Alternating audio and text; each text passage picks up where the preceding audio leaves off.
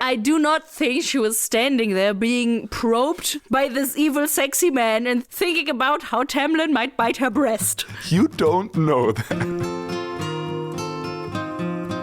You're listening to Getting Fae'd.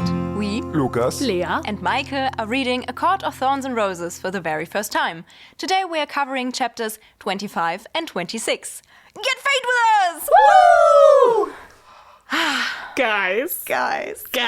Welcome to this very cozy autumn-ish episode while it rains and thunders outside.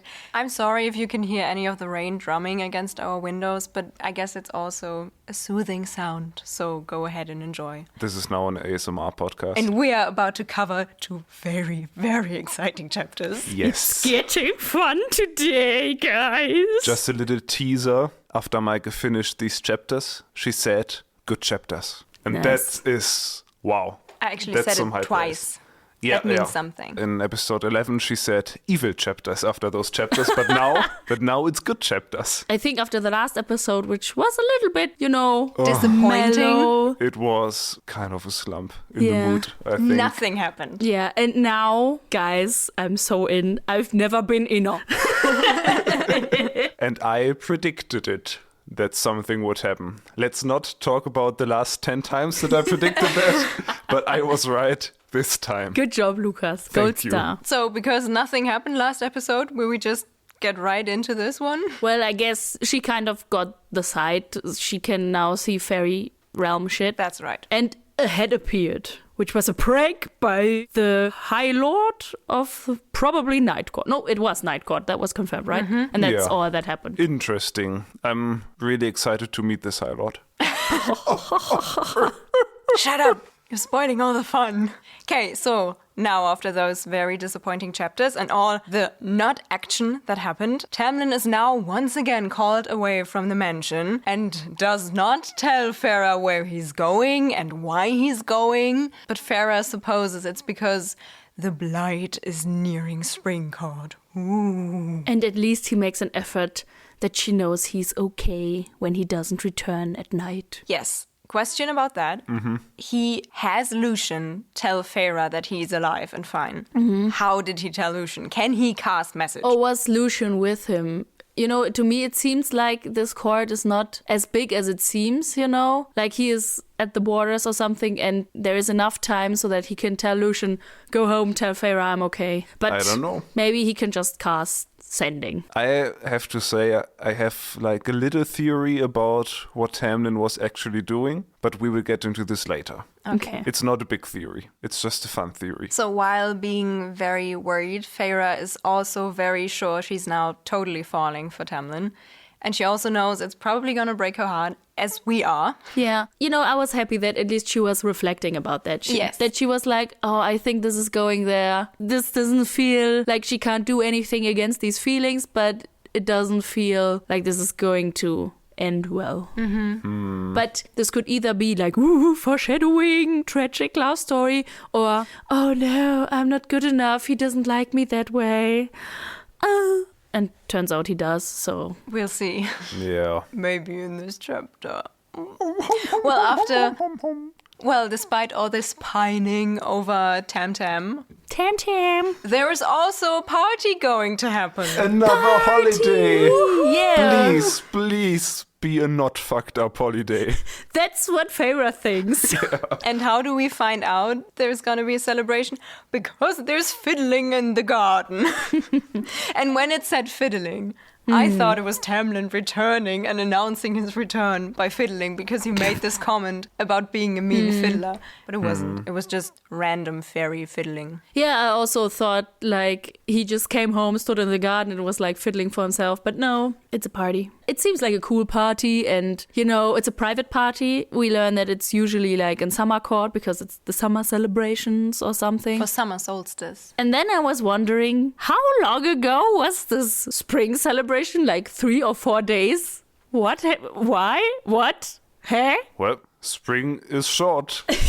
Springcourt has basically no spring. Yeah, or it was the end of spring, who knows? If they celebrate Cal and May in May. Yeah, that makes sense. It's a celebration for May, and then the summer solstice is in June.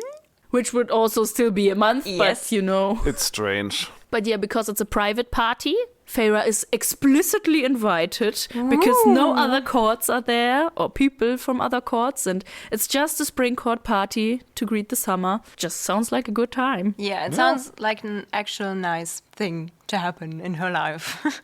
And she is allowed to dress up once again. Yeah. But the way this is described was actually kind of insane. It says that Alice yanked me upstairs and stripped off my paint-splattered clothes. Yeah. That sounds a bit brutal. I stumbled over that as well. These are very aggressive words for this. I mean, I hope it didn't actually happen in 5 seconds. But that it was a conversation come on, Feyre, put this on. Yeah, I think it is supposed to convey that she really wants to go out there, greet Tamlin and Lucien, who have returned at this point. But Alice is like, no, we will dress you up. No, you have to be pretty. Or maybe Alice is secretly the supervillain. Probably. I mean, we learn something new about her in this chapter.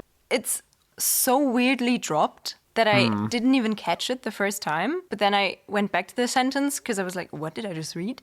Because it says, her people are called the Urisk. We should have mentioned that also in the last episode we learned that now that Feyre has the sight, Alice appears with a bark-like skin. Yeah, she's more fairy than high fae looking. Yes. Yeah. So I went on to search what that could be. And I found Scottish folklore being also called the Urisk, just spelled differently. So Urisk is just the way you would say it. So Sarah J. Maas made it easier for us to understand what it means, because in the Scottish way, it's written U-R-U-I-S-G. You are you and I am me. Uruish. What? Kind of looks like Uruishk. Okay. Uruisk. I don't know. And now with a Scottish accent. Uruisk. That's right, guys. Lea is actually from Scotland. But those Scottish beings are described as half man, half goat, living outside and near streams and waterfalls. And they may be a relic of Celtic or Roman spirits, like fauns or satyrs. And what I also found out is that wild Urisks are supposed to be very troublesome, but wealthy families made it a sport to domesticate them, and then they made perfect servants. Oh, wow. So this kind of fits again with Bark Skin Alice, who Being I a don't servant. think looks like half man, half goat. Yeah, the famous bark-skinned goats of Scotland. Who does not know them? Lea, doesn't your family have a bunch of them in their garden in Scotland? Not just in the garden, in the family tree. Her uncle, haven't you seen him? My Oh, uncle, yeah. Goat McScott. I just didn't want to be impolite. I thought he just had a hairy face. Now I know something about your Uncle Scott. Uncle Goat McScott. Yeah, but we're cool. I'm calling him Scott.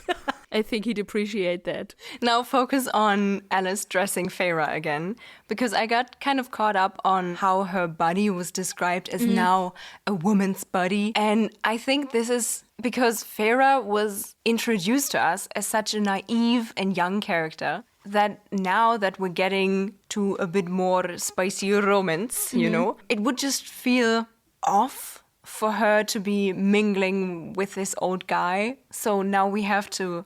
Imagine her as an adult woman. Yes. Okay, let me try. No, still feels off. No, I actually kind of like that description because it was a way around saying I have a better life here without saying, ooh, I have a better life here. Because if it had just said that, I would be like, do you though? But this way it gives an actual example, like her bones are not sticking out anymore. She is well fed and has curves and looks like an adult person. Yeah, I kind of like that. With the disclaimer, there is not one woman's body. But yeah, there are always setbacks in this book, I guess. But all in all, I kind of liked it. Yeah, I know what you mean.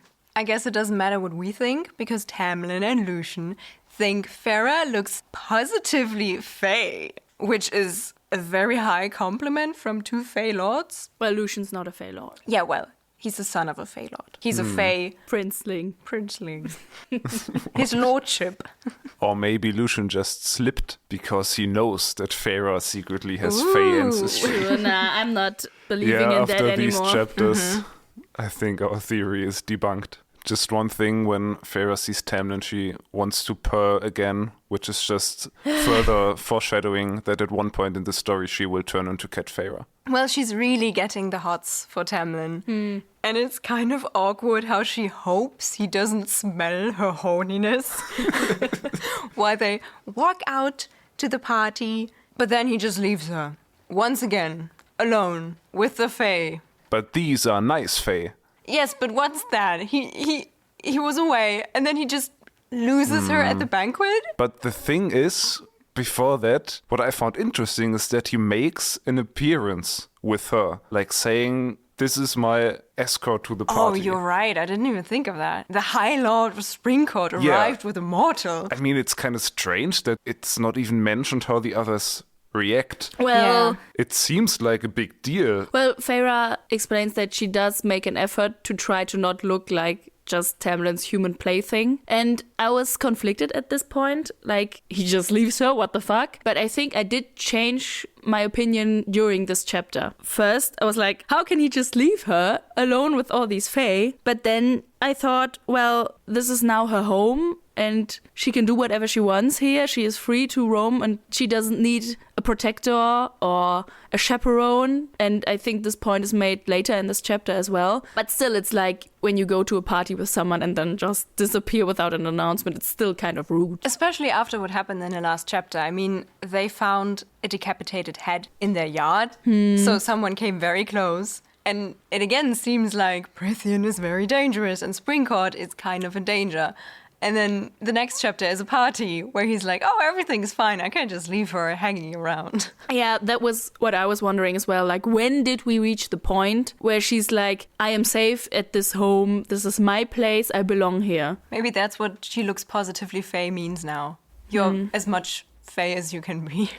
And I mean, this is kind of like the point of this celebration. It says like, yeah, we're all equal at this celebration. Not fairy, not high Fae, just us. And, you know, this also applies to Feyre in the whole of this chapter, where she's like becoming a part of this community. Yeah, that's a nice thought. I mean, this time Feyre isn't lost and scared and kind of confused between all these strange Fae, but she's actually having fun. She's just enjoying the solitude in a way because she doesn't feel threatened by everyone around her, which is a nice feeling for her. And I just like that she just hangs out and eats a lot of stuff. This becomes sort of a thing, to eat a lot of cake and stuff. Finally, she is relatable to me. But, you know, like with this situation, I don't know how you guys feel, but I'm reaching a point in my life where like a change of social circle might be upon. I'm finishing university, I will have to find a job, and then it's like, okay, I'll probably get to know new people. You can't just hang on to one person, you have to get to know like these other people and have to mingle, and that's kind of what Feyre does. And I guess it's easier when you have the other person there that introduces you to several people and then you can mingle, but yeah, I don't know, can you relate to that? Yes, I don't think Feyre really goes around talking to other Fae, but I think it's a good thing she just enjoys being by herself. And also, like, she has Lucian. Which she meets, because he comes up warning her not to drink the wine. The Faerie Wine incident. I was so happy about him being like, I wouldn't drink fairy wine on the summer solstice. And I know this just means summer solstice makes fairy magic maybe stronger or just makes the wine more potent, I guess. But I've been on about the wine from the first time wine was mentioned, and now the wine makes her incredibly high, and that made me incredibly happy. But I wouldn't say upset, but I was like, what the fuck is going on here? Like, she's about to drink this wine. This wine is like, it's free for her to access it. And then Lucian just appears out of nowhere and goes like, no, do not drink it. He's like very ominous. And I was like, is this poison? What does it? And Feyre is just like, well, I don't care. I'm gonna drink it anyway, out of spite now. She drinks 2 glasses. Yeah. And then it's just like very alcoholic or other drugs maybe, but she's, as you said, just in quotes, getting very high, which is like, this is sure. MDMA wine. But I mean, you should be prepared if you decide to like Trip on a party. Yes, but like the way Lucian wants, he could just say, if you drink this, this will give you a very high trip, and not be like, ooh, don't drink it. I wouldn't do it. It's like, what the? Lucian really needs to work on his warnings. Like, that's not his strength. Yeah. Because then when she did drink it, I was like, are you insane Yeah, to me just too. drink this? What is going on with you? But it's only positive for her because she has a good trip. It's really like she just ate 5 hash brownies. Yeah. Without really thinking about what this might do to her. But then, you know, I feel like the chapter makes it very clear that she does actively decide to take part in these drugs and be like, okay, I want to let loose. I want to enjoy myself here. I want to do this. And I was like happy that this was of her choice. decision. Not like the other incident that just gets dropped in this conversation. The Wildberry incident. Which is just like 2 or 3 sentences dropped in this conversation, which just describes like an incident that happens a few weeks ago, where like Lucian tricked her to take some poisoned / drug berries. Why was that in there? Yeah, of course you don't have to tell stories chronologically, but like I didn't expect to have like retrospectively casual encounters. I mean, this was a noodle incident. Yes. Basically, where 2 characters just like talk about some weird shit that happened. But this is usually used in stories where 2 characters already had a past before the story. Now, this just throws us back to a moment that we kind of should have read about because it happened like in the narrative. Yeah. But then why didn't we read about this? Yeah, it's like we just missed something. Yeah. I would have liked this chapter. Yes, me too. Especially it would have been a Lucian chapter. Yeah. Right. And Tamlin would have punished Lucian. How fun would that have been? Speaking of Tamlin, Lucian says that Tamlin would gut him if he found out that Feyre drinks Faerie Wine. Well, we can safely say now that Lucian is misjudging Tamlin at this point. Yes. And Yeah. he's kind of overzealous in his role as Feyre's protector. But yeah, we do get a glimpse of Lucian without glamour form.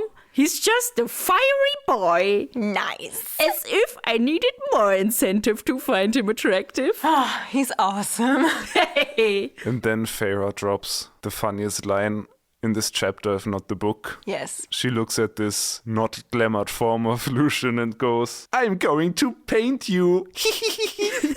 Just completely tripping balls at this point. I like how this wine just makes her high. It just feels so innocent. This chapter Yeah. feels innocent, and this is good. I mean, something spicy is gonna happen, spoiler, soon. But it feels nice and innocent and fun, and this Yes. is a good progression from what happened in chapter 21.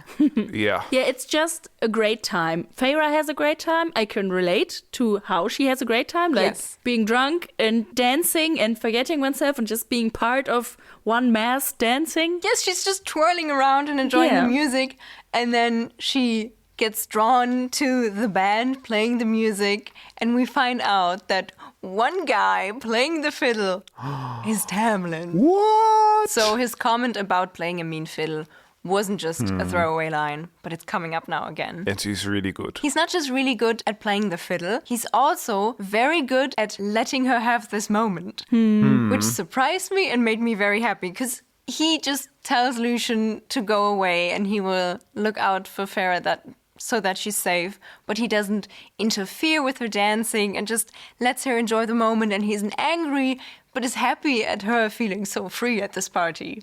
Which Yeah. is Good boy. a very good dynamic between the 2 of them. I can really see it, her dancing and him playing the music, but like looking at her and smiling and being like, haha, that's my girl, and she's dancing and she looks so pretty. And he looked marvelously handsome. Oh, of course. Well, it was very funny how it says Lucian fled. Yes.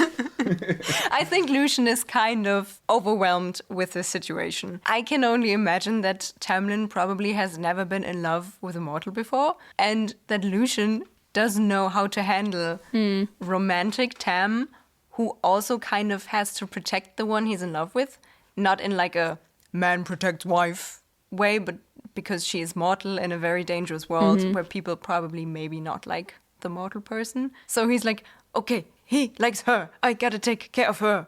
Otherwise he will be mad. But what can she do? What is okay? What is not? What will make him angry at me? Yeah. And then Lucian short circuits and just runs off. Yes.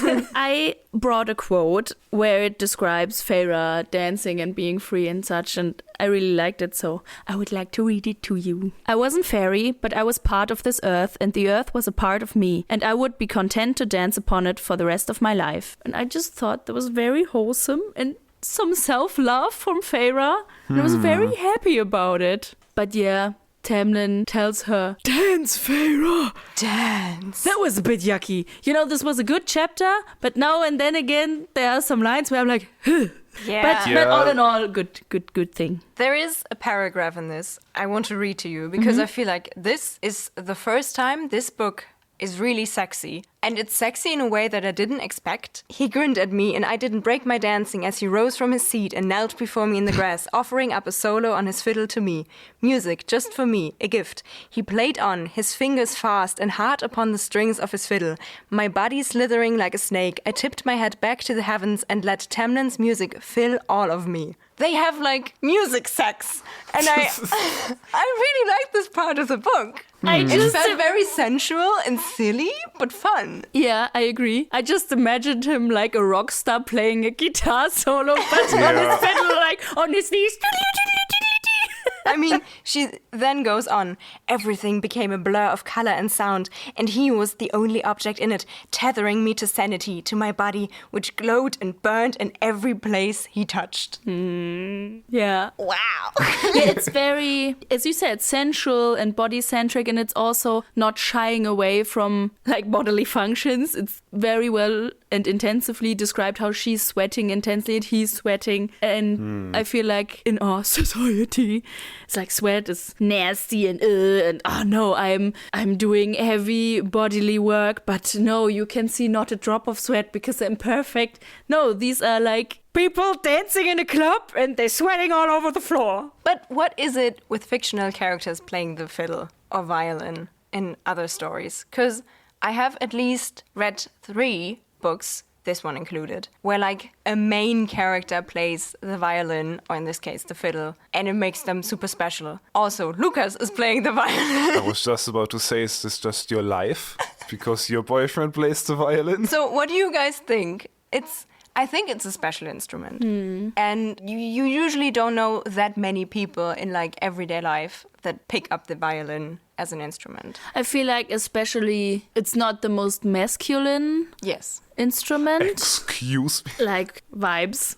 Then again, it's very graceful. It also speaks to like a higher class, you know, higher education, aristocracy. It's also just very hard to master. And so I feel like the differentiation between violin and fiddle, it can be graceful and not stuck up, but like, ooh, a violin, and then a fiddle is like letting loose and in a tavern somewhere with some pirates. Yeah. It's also very different to fighting, so it paints another picture. But then again, it also has like a connection to fighting, I feel like. You know, the bow of a violin could very easily transition into like a rapier, which is also a kind of graceful weapon. And when I went to school, what is his name? David Garrett was like very popular. Oh, yeah. And he's a very attractive man playing the fiddle who made it popular. And I feel like that brought a lot of attention and appreciation for it, at least in young adolescent girls. I mean, I wanted to be David Garrett when I grew up. I almost learned the violin to learn reading notes and stuff. And then I was like, do I want to play the flute or the violin? And my father was like, go with the flute. The violin sounds so horrible when you cannot do it and try to practice it. I was like, okay. I mean, huge, enormous respect to my mom who like put up with this for years, because when you are a child learning the violin, I started when I was 4. Damn. I think I was like 11 or 12 when I first started sounding decent.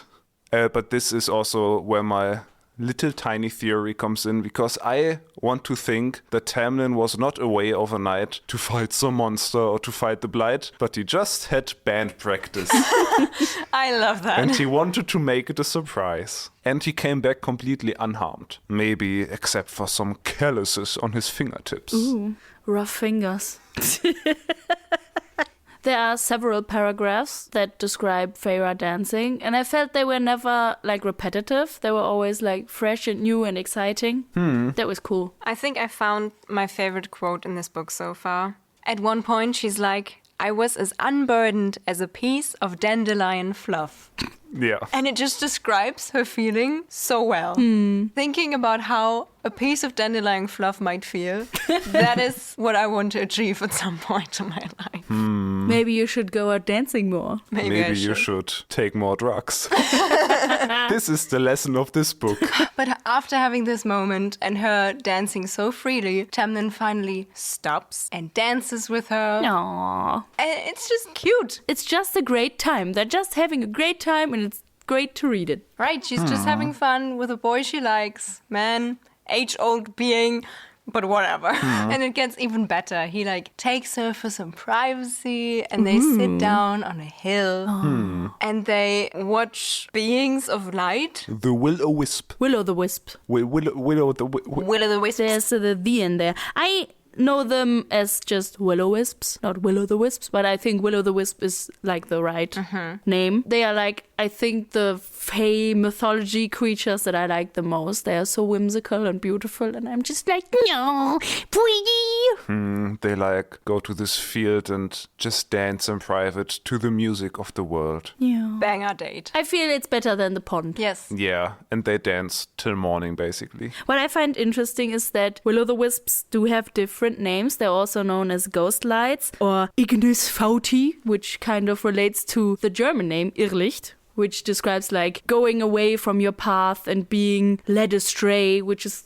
kind of dangerous. But like Will-O-Wisp or Will-O-the-Wisp is very whimsical and beautiful, Yes. and it's very different than what I would imagine the German or other translation to be. And then, when it seems that the date cannot get any better, Tamlin wants to kiss her, but wait. He waits for her consent. Applause, Tamlin. You've come a long, long way. There you go. You can have the full brown star now. Appreciation for our guy. And he is caressing her neck again. He has a thing. Yeah. But well, they kiss, and Feyre says it's the happiest moment of her life. They kiss several times. First softly, then harder, and then they pretty much make out. But Tamlin stops them so they can watch the sunrise. Aww. And says, I hid my smile as Tamlin put an arm around my shoulders, tucking me in close. Which is so cute. And I think like every kiss is described very differently, and every time it's kind of exciting, which I feel like as a romance author you probably should be able to do that. But I was like, okay, I haven't really read a lot of romance. This is like interesting to read and interesting to see the many ways in which you can describe kissing. And I was actually happy that this was a chapter that didn't end icky. Yeah. It started interesting, then it got fun, and then it was kind of cute in the ending. And it wasn't icky the way they interacted and what happened. The story wasn't. It was a pretty solid chapter. Yeah, it was a good time. Yeah. Though I gotta admit, after finding a severed head in the last chapter, it's again a weird way to follow up the story. But I feel like they kind of handled the severed head in that last chapter, because it wasn't like a cliffhanger. It was like, there's this head and it's a prank. Done. Yes, End you're of the right. story, which was weird. But, you know, it was kind of done at this point, like story beat wise. And so I was like, it's weird, but I'm okay with it that it's done now, because I guess it's just a prank, bro. But yeah, as you said, she says it was the happiest moment of her life, which is like, okay, Jesus. But on the other hand, she's 19 and she had a pretty miserable life till now. So, yay! Nice. So they lived happily ever after. Thank you for listening to this fun little podcast project. What better thing could happen than this great chapter? Let's get into the meat. Well, the next morning, chapter 26, Dun, dun, dun. they all have a brunch together because they all have probably slept very long because they got to bed very late and pretty much all of them are hungover. Yeah. And Lucien is like, oh, I was stuck on border patrol. And I was like, no, my boy. But then he adds with company. So I was like, okay. And he also comments on how Elk Kitty came home pretty late last night. So, Yeah, Lucien is third wheeling so hard at this lunch, brunch, whatever. It's So funny. yeah, it's so funny. but who did he spend his night with? Just some rando, probably. I feel Yeah. it might be a random girl, but headcanon could be a random person. And again, Sarah, why didn't we read this story instead? Because it's a first-person thingy. Well, the past date was cute. Yeah, and Tamlin and Feyre need to get a room. They're just so horny. Yes, but there's one thing that kind of was icky again. Yeah. Because Tamlin is searching for signs of, like, regret in Feyre, and she proudly looks in his eyes and is like, if I was able to face you after Calanmai, I could face you after just a little kiss. Blah, blah, blah. And I know this is her just teasing him, acting like the kiss didn't mean something because she knows the kiss meant something for him and she knows the kiss means something for her. So it's kind of, it shows kind of a stability between them already because I don't think you would joke about it if you weren't sure the other person was fully in it. But also comparing this little date they had to this weird thing he did, I didn't like that she brought it up. Yeah, no. We could have just let chapter 21 exist in the past. I think I just, like, I read it and I ignored it. Yeah, same. But other than that, they are both pretty horny. Yeah. You're right. But Lucien has bad news and has to interrupt this flirty eye sex At least it was just flirty eye sex and not flirty sex. on the dinner table. I mean, she says, he could have had me right there on this table. Well, and then Lucien is like, as if he read her thoughts, I'm trying to eat? Maybe he did. And he's so funny. Yeah, we'll get to that later. Yeah, Lucien breaks some bad news from Winter Court because the blight hit hard and they lost, like, what? 12. 12 It's 2 younglings. dozens. 2 dozens? 2 dozens, So, I think he says 2 dozens. so 24 younglings, which is a lot. which would already be bad in our world, but as we learned, younglings are so rare that this, like, hits hard. The grief is unfathomable. And I just love to say the word unfathomable. Sorry. And he says other courts are being hit harder. Bah. I feel like this is the first time the blight actually seems scary and like a danger. Before it just seemed like an inconvenience. Yes. Like, Yeah, it was like, oh, your we have- magic isn't great. Yeah, Eh. you have masks stuck on your face. But It now was it's kind of like, silly before. Yeah. And now it's bad. It's killing. Yeah. Wow. It says it's burning through their magic and left them like basically brainless or Yeah. mindless. not cool. But is every single court affected by the blight? No, one court remains strong and steadfast. No, it says, Sus. Lucien says, the Night Court, of course, manages to remain unscathed. Dun, dun, dun. I have a prediction. Go ahead. I mean, with how this chapter progresses, this is not a very hard prediction, but I guess the Night Court will be the enemy court, at least for this book. And maybe they have some sort of arrangement with Highburn or some kind of deal. So either they are involved with this blight thing or they made a deal and were not affected or something. Yeah, I think something fishy is going on there. For sure. Well, speaking so much of Night Court, suddenly the house goes very quiet and Tamlin tells Feyre to hide behind the curtains. And she does. And Lucien even steps in front of her and uses magic to make her seem like a part of himself. So she's invisible to everyone looking. So he glamours her, basically. Yeah. Yes. And I wondered, how much magic does Lucien have? Yeah. Because I thought he just didn't have any magic and that's just Tamlin. But that seems kind of powerful. Well, the house went so quiet because someone has entered the mansion. And not only is it the man Feyre has met at Calanmai. No, it is Tim, the night guy. No, it is Rysand. Honestly, I think I screamed when I read it. I at least made a very loud gasping sound. It makes me so happy. Yes, I was so happy as well. I was like, yes, finally. And what I love is the only reason why I am so happy is because I just hyped myself up for no reason, and it worked. But, you know, I think after his 5th sentence, I was already in love with him.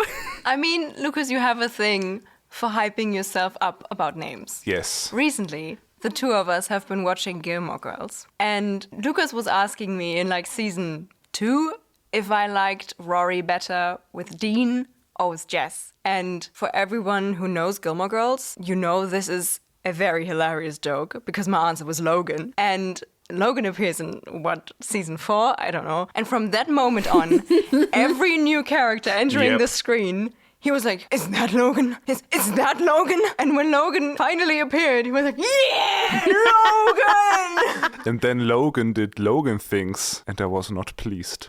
No. Again, the blonde people. I can just go.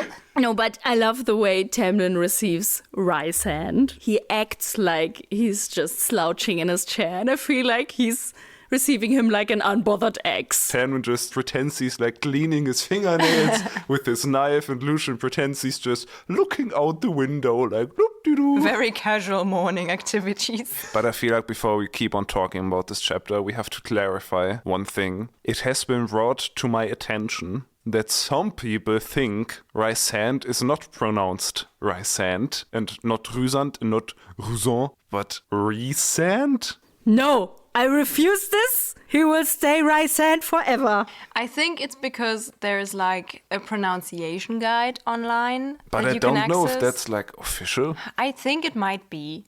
I'm Yeah, pretty and sure I think that I don't care. Sarah J. Maas has talked about how to pronounce her characters in interviews, and people put together this pronunciation guide. But recent just sounds like recent. Yeah. Also, like Rysand, it's just so fitting because Ry is so sly. Yeah. Yeah, it sounds cool. I mean, this Rysand. recent, I don't know, fits better with his nickname. We learn he has a nickname because he's like, oh, so formal. Ooh, why don't you just call me Reese? And it's like Reese, which is a Welsh name. But, you know, at this point, to me, he is Rysand. I cannot comprehend him as Rysand or recent. So I just read it as Riz when I saw it. So from now on, Rysand is the Rizzler. Okay. I just read it as Rice. Which like, sounds stupid. Well, I mean, Rice. I don't like Rice. This is Rysand. His nickname is Rice. the thing is, rice sounds like something you can eat, but Reese makes me think of Reese's Buttercups, which is also something you can eat, so It fits. he's yummy. I agree. Well, we could still call him Rysand. And then I was thinking, That's the middle ground. what would his nickname then be? And he's just Rüsi. Rego Rüsi. Rüsi, the night guy. I kind of want us to keep the night guy as his like last name. Can he be Rysand the night guy for us? It definitely fits. But the dynamic between Tamlin and Rysand is very interesting because of the way he's like jokingly offended by Tamlin calling him Rysand, his like official full name and not his nickname, makes it seem like they have been friends at some point. Yeah. And it makes it seem like they have been friends but are not anymore, and something happened. And it just feels like this trope where like two young, ambitious guys join the same cause and fight for it and get kind of close. But then one of them goes into another direction and they split ways, and it looks like they kind of become enemies. And this is a very interesting dynamic. I like broken up friendships in books. But do you know what I like about these tropes? The gay undertones. Yes! You know, Rysand is just a walking innuendo. Like, I love like every single sentence that either describes him or he says. It's like, I just love it. And yeah, I guess it's kind of queer coding, which is bad. But I don't care. It's gay and I love him. As I said, with his 5th sentence, I was in love with him. I counted it. And it was the sentence where he speaks to Lucian, I think. He says, always a pleasure dealing with the rebel. And I was like, Just kill me now. He also goes on like, oh, a fox mask. How appropriate for you, Lucian. Yes. Just awesome. And it's funny because kind of taking away from me meeting him in the other book series, and I don't think this is a spoiler because I think I have figured out why I perceived Rhysand in this other book series very differently from the way I received him here, is because of the way the narrator works. Because both books are narrated by a first... No, it's not narrated by a first-person narrator. It's third person with a very personal tone. Like it's always... Third person limited. Yeah, it's third person limited, always limited by different characters. And the character it's limited by in the chapters where we meet Rhysand, she is a very strong-headed, stubborn, kind of talking back to you person. And Rhysand kind of comes along as a very weird, annoying character, and I really didn't like him.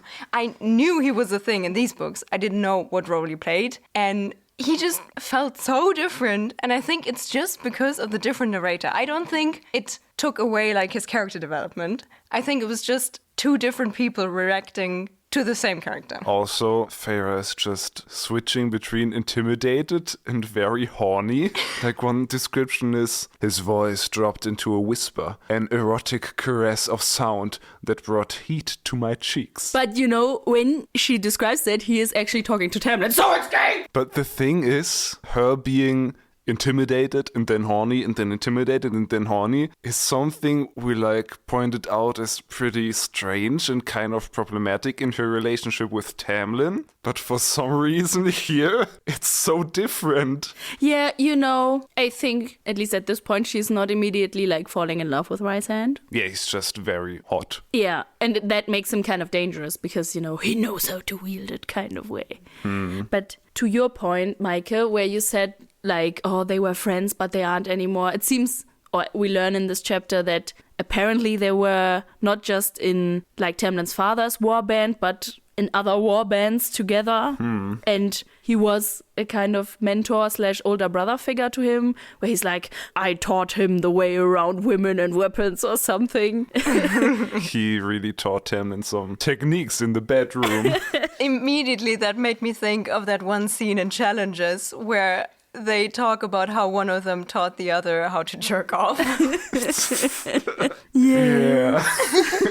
Good movie. But while I would love to just simp about Rhysand for another hour, And there are challenges. two things to unpack in just 1.5 sentences, he says. He says that Tamlin and him haven't seen each other for 49 years, which is the exact time the Blight has been around. Yes. He also says he has been so holed up in his mansion, blah, blah, blah, blah, blah. This must seem like paradise compared to Under the Mountain. Under the mountain, name drop. So much is dropping in this chapter. He's dropping lines and dropping lore. Woo! This man is moving the story forward. We love him. Yeah, so it seems like Under the Mountain is some sort of base. Maybe it's Amarantha's base, because Rhysand is Amarantha's whore, which he like embraces when they insult him with this insult.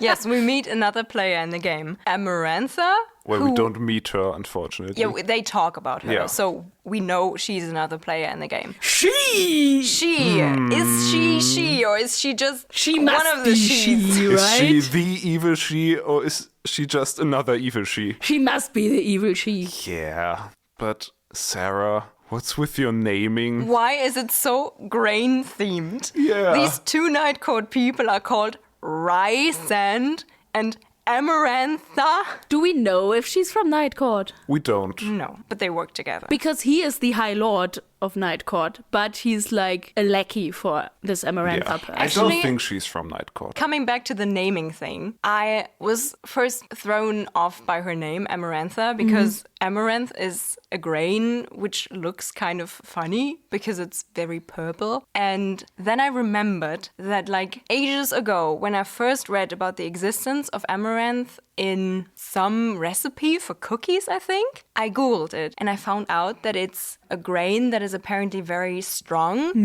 And like the name amaranth comes from like a Greek word, and that means the one that doesn't wither, and it stands as a symbol for immortality. So we can do whatever we want with that. So maybe that correlates to her or her power making something like immune to the blight. And that's why they all have to like cower to her or like bend to her rule, because she can grant the ability to like fight the blight. Yeah. But then again, when a lot of courts are hit by the blight, that means not a lot of them are like under her rule.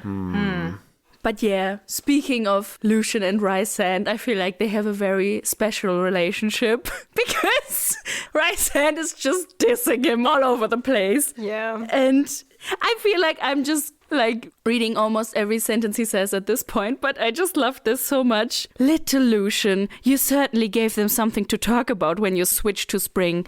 Such a sad thing to see your lovely mother in perpetual mourning over losing you. Ah, yes, well, I can't help it. I just love him. He also teases Lucien and Tamlin for like not acting upon the blight and not trying things to save like their lands. And I think Lucien's reaction to this is very interesting. And I think it is like this because he gets so provoked. But he is like, if you think that's all we've been doing, you'll soon learn otherwise. Lucien says that? Yes. He makes it seem like Tamlin and him have been preparing something. I think they are. We think they are, yes. And I feel like later a sentence that Rysand says when he discovers Feyre, spoiler, he discovers Feyre, implies that, as we have suspected, she is part of the solution against... Solution.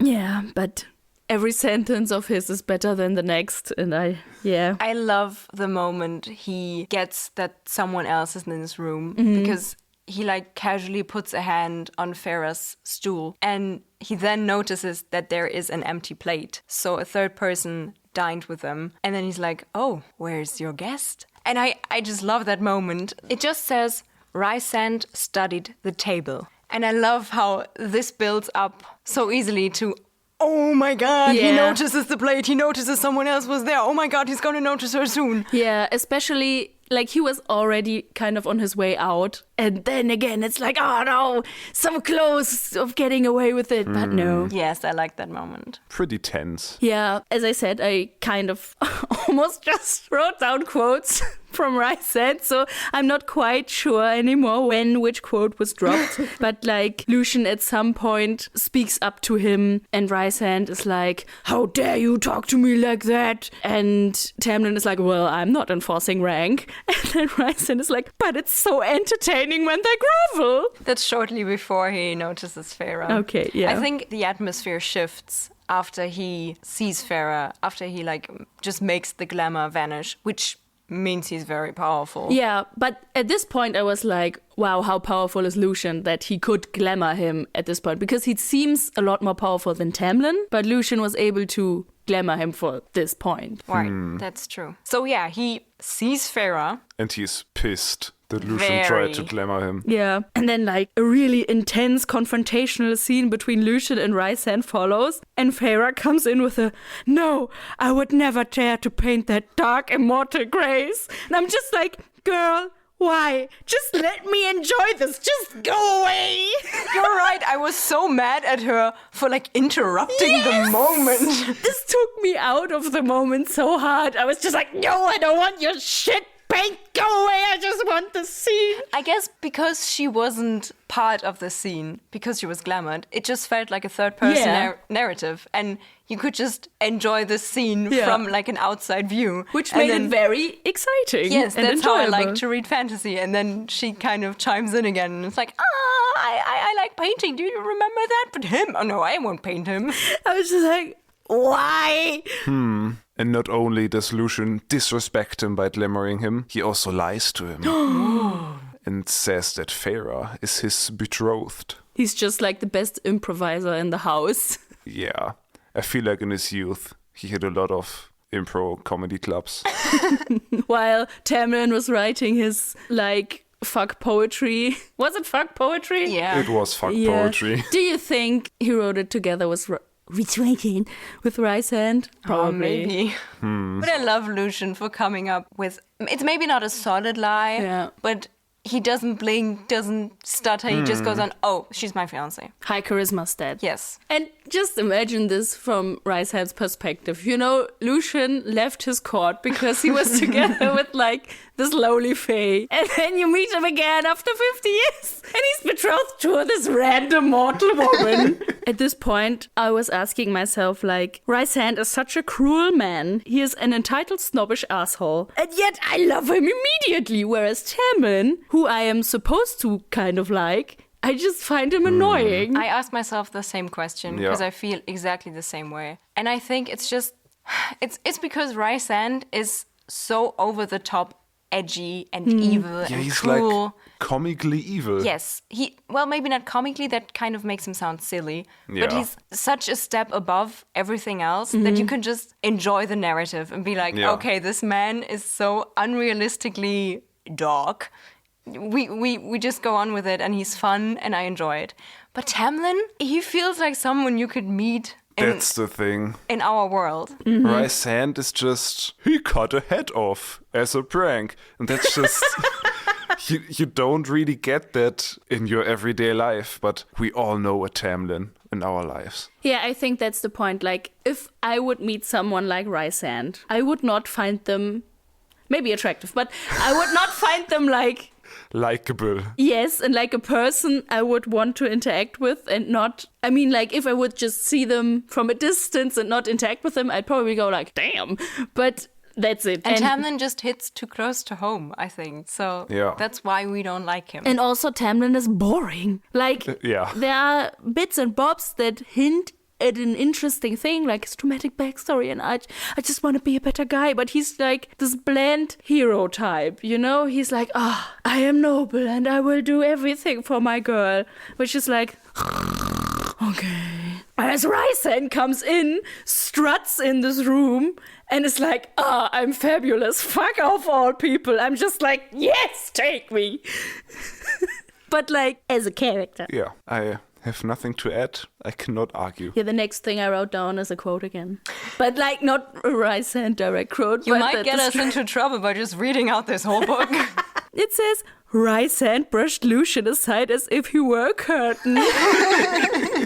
Which was just funny. Speaking of comparing Tamlin and Rysand now does something that we suspected Tamlin did before, because he looks into Feyre's mind. He like wraps his magically fingies around he has her, like her mind claws that caress her mind. And I think it was last episode that we kind of talked about how weirdly worded the end of chapter 23 was worded. Like, he refers to something she only thought of. And we were like, can he read her mind? That is kind of a violation. And now we meet a character who can canonically read her mind. So is it maybe an ability all, or at least some of the Fae, the powerful ones, can? Maybe. But then again, here with Rysand, she feels his claws like pulling out her thoughts, and it's painful. But with Tamlin, it just kind of happened. Yes, but maybe that is because Rysand is digging so deep, and Tamlin is maybe just searching superficial and just looking for something that might come up naturally. I don't know.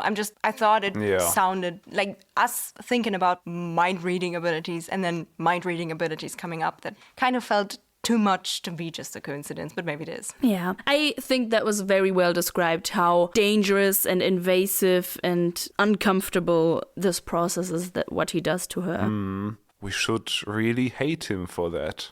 No, I'm too hyped. But, you know, he is like a villain at this point, and he does villainous things, so... It's okay. Yeah.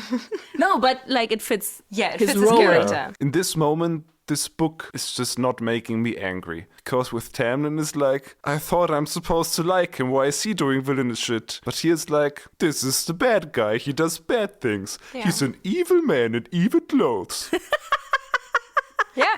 It just makes sense. Yeah. Speaking of the invasiveness, he reads like Feyre's most private thoughts and the thoughts she has about Tamlin, which are sexual thoughts, which, like, some of them caught me off guard again. But then again, I was like, you know, sometimes you have these intrusive thoughts, which you do not, like, speak out or act upon immediately or at all. And I feel like we have seen this at several points now, that Feyre does have intrusive thoughts. And then someone like probing out your intrusive thoughts and telling them to the world is incredibly harsh and invasive, but it was still a bit silly and Yes, it kind was. of off-putting. But I think that these were thoughts that she didn't like actively think in this moment. And that's just him digging very deep. Yeah, I don't think she was thinking that in that exact moment. She could have. I don't didn't think so. read She it has a that track way. record of standing in pools of blood and thinking about how she might paint this. So maybe she's But like, that is related to the situation. Tam. I do not think she was standing there being probed by this evil, sexy man and thinking about how Tamlin might bite her breast. You don't know that. I don't think but so. I choose to read that she thought about it at lunch. Okay. But yeah, after him finding Feyre and basically just sucking everything out of her, mind-wise, he is like, Amarantha will enjoy breaking her almost as much as she'll enjoy watching you as she shatters her bit by bit. And I was like, suddenly this sounds like a promising story. I think a bit before that, he says to Tamlin, if it's any consolation, she could have been the one for you, and you might have actually gotten away with it. A bit too late, though. And that opened up so many questions Yeah. for me. True. Because this the one thing would be, in our world, maybe just she could have been the one, like you would end up with. But in a fantasy story, the one always feels so much bigger and more important. And I want to come back to my comparison to the title, to the story of Beauty and the Beast. Oh, yes. Because, you know, we have the thorn in the book title, and we have Tamlin's beast form, which makes Feyre the fair girl, the beauty, and him the beast. Oh, that's And so good. in Beauty and the Beast, we have a curse, which we also have in this book. And she's the one who has to proclaim her love to save the world, basically. And I'm so sold on this. We have two options now. We have the small scale, that her falling in love with Tamlin and being actually in love with him could cure the whole, oh, I have a mask stuck to my face, blah, blah, blah, blah. Or on a bigger scale, her loving him, or just any Fae, could cure the blight. And I think she will not. She will get into a situation where it will be like, Feyre, admit that you love me, whatever it is, will get better or will fall apart, whatever, and she won't do it. The thing is, you know, in Beauty and the Beast, the whole household is cursed. Yeah. Spoilers for Beauty and the Beast.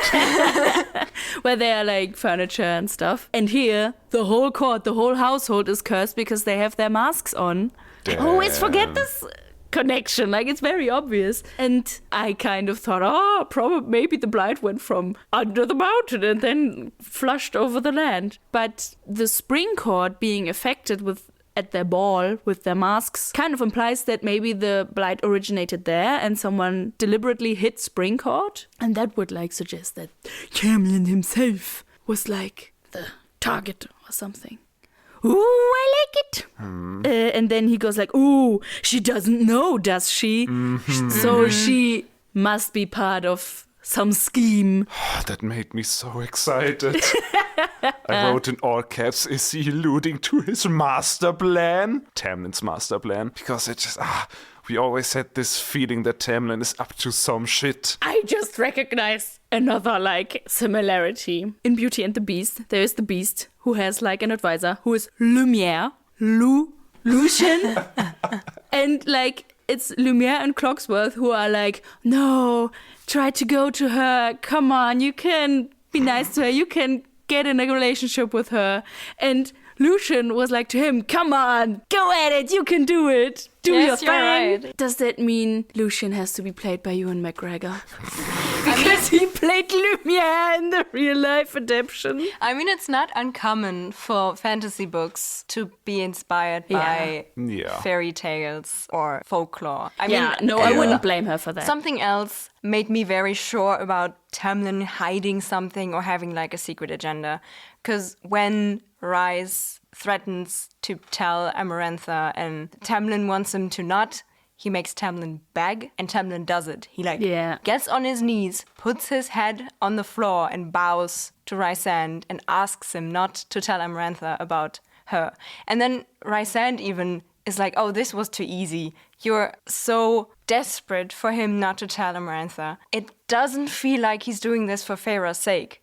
It feels like he's just holding on to this little thread of his well-planned plan, now threatening to fall apart. Maybe. This is what it feels like for me. I'm positive. This is my headcanon. I see what you mean. It could be out of love if we accept that he like truly fell in love with her. But Lucian, who's like not romantically involved with Feyre, like he also gets down on his knees, and that just kind of feels like they both hold on to this plan. He says, "You too, fox boy."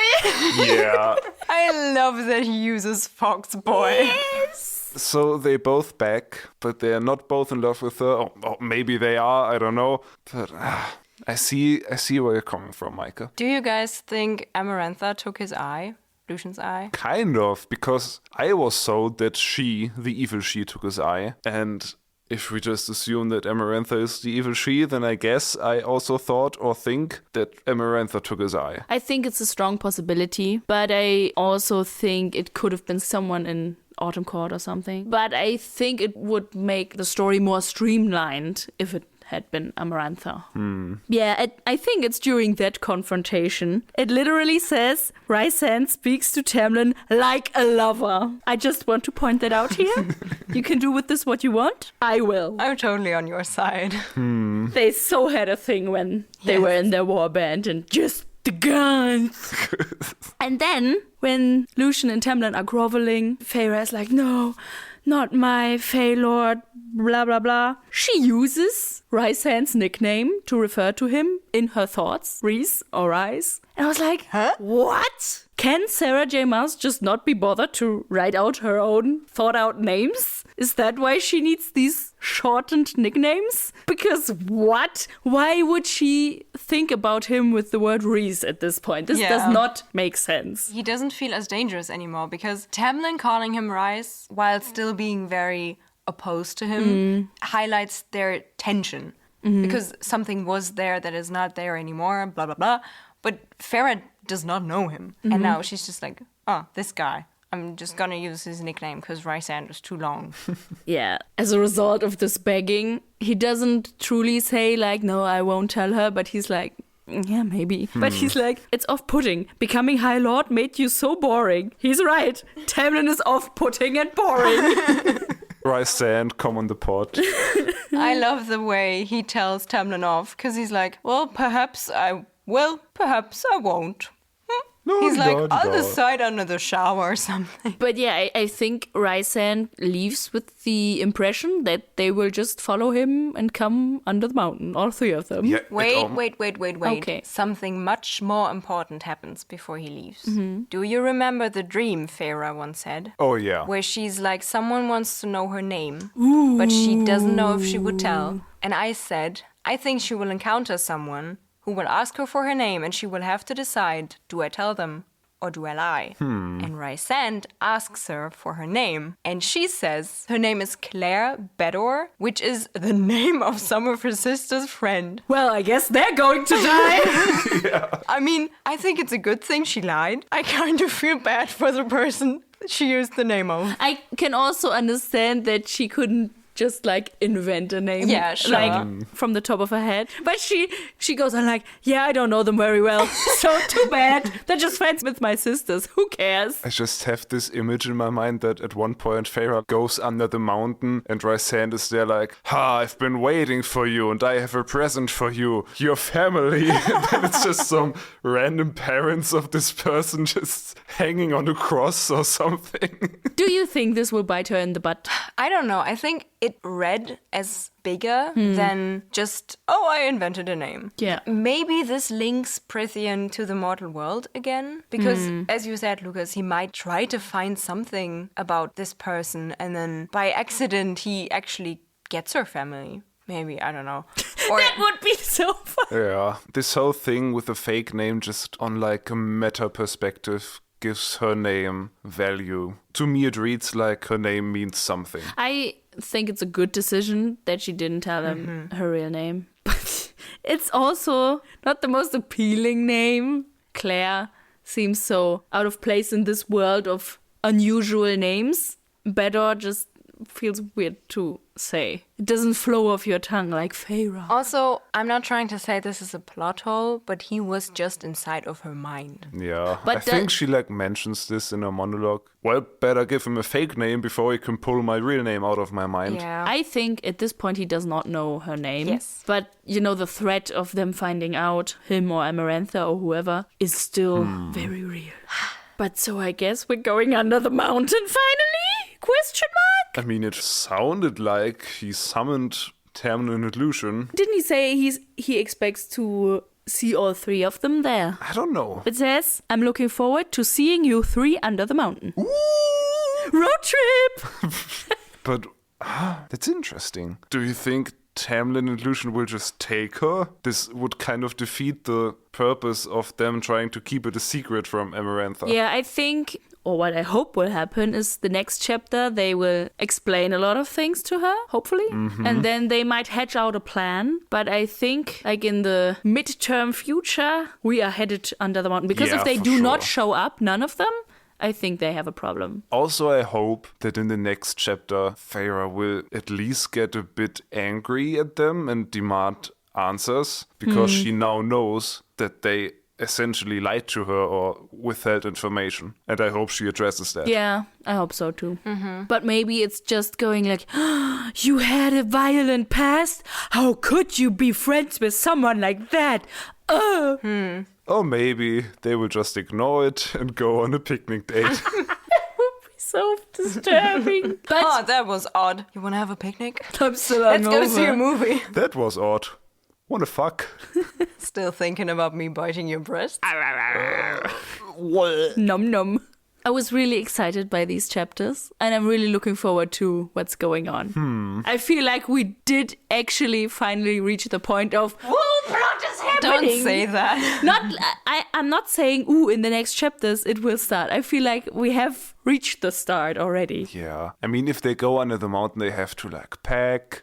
They have to they have to buy snacks.